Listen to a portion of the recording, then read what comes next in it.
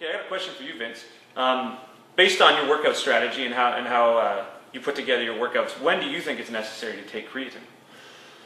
I think the first thing is for people to take creatine is have them ask themselves, why am I taking this? If it's to make up for a sloppy diet or poor nutrition and poor training habits, then it's probably not going to make up for that. So I like to recommend something like creatine when you're kind of like at an 80-90% threshold in your diet, your lifestyle, your nutrition. So it's kind of something that's going to take you, it's going to help you push that envelope, help you push that threshold when you're already doing everything you possibly can. Then you'll experience the best results, and I think that's the most effective time to use it.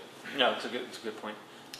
I was going to ask you, John, now, as far as buying creatine to get the best bang for your buck, as far as length of time that you have it in your home, and as far as quality, so that it doesn't go bad, should you be buying it in super huge quantities or smaller quantities? How's creatine's lifespan work?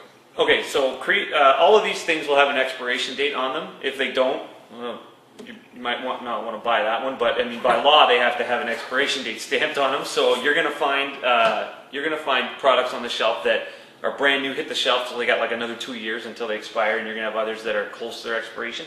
Like I said with protein, these things last significantly longer than their expiration. So if you pick one up that expires in a couple of months, you probably get it on sale, so you save money that way because it is expiring.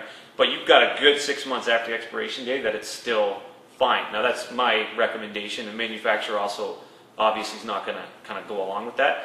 So that's a way of finding value. But in general, what you need to do is calculate how many grams you're going to take per day, look at the bottle, see how many servings that gives you, and then come up with your pennies per serving, and just compare each product, and you'll find whichever one's the best value. Right. What about side effects? Any side effects guys should be aware of? No, creatine's probably the best studied product on the market. It's been on the market for 20 years, and it's got a pile of research on it, and there's no short or long-term side effects in all the research I've ever seen. It's pretty benign. You get creatine in steak and chicken and meat products. You can just they've just found a way to concentrate it out and provide it at a higher dose, so it's pretty safe. Anything you should look for on the bottle to know that you're getting a good quality product? I always heard that you should be looking for stuff with the word Creapure on it. Creapure is just a branded kind of creatine. It's what's called micronized creatine. That just means the particle size of the actual creatine has been driven right down to almost like a dust, like a fine powder. That just means it mixes well. Anyone who's taking creatine knows it kind of settles in the bottom of a cup. You're never going to really get creatine to mix perfectly, but that's not the point. As long as you can get it into you, you're doing okay. All right. What about getting it in you? That's another question. Do you need to take some high sugary drinks? Some juice to get it in your system, or is it in your system when you take it? There was some research that indicated generating an insulin response, so that's where the sugar comes from, can get the creatine to absorb into the muscle cell because insulin has an effect on creatine absorption as well. But so does working out. If you take creatine post-workout, that's going to drive more creatine in your muscle cell than is if you took it without working out.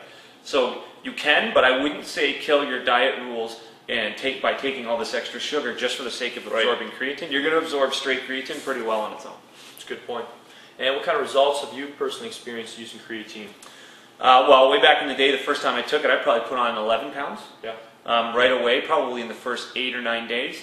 And the thing I noticed beyond that was the strength gain. I mean, it was like night and day after I loaded the creatine. The strength was 10-20% on each lift, I think. It was something to that effect. So I was obviously a big responder.